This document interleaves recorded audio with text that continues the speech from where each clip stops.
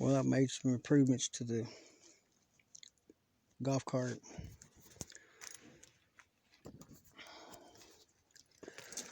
Here, I put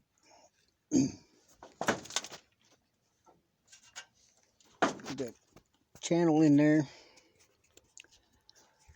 to support the engine in the front better, because this cross beam on the cart, it was bad.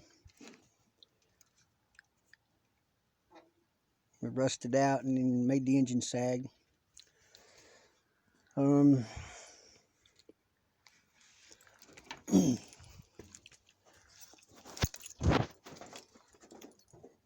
Did this for the shifter.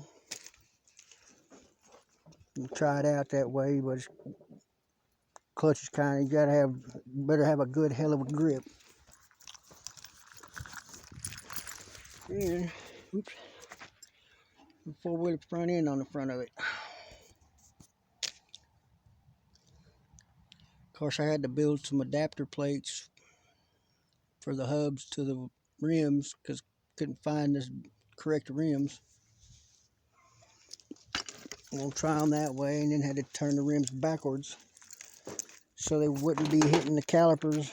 We'll have this one on over here. I still got to install the brake lines, brake master cylinder.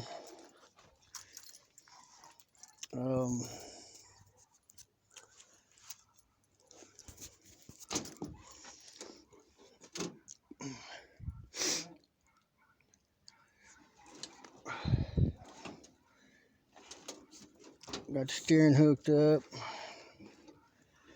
For those of y'all who don't remember, this was a 3-wheeled Cushman golf cart.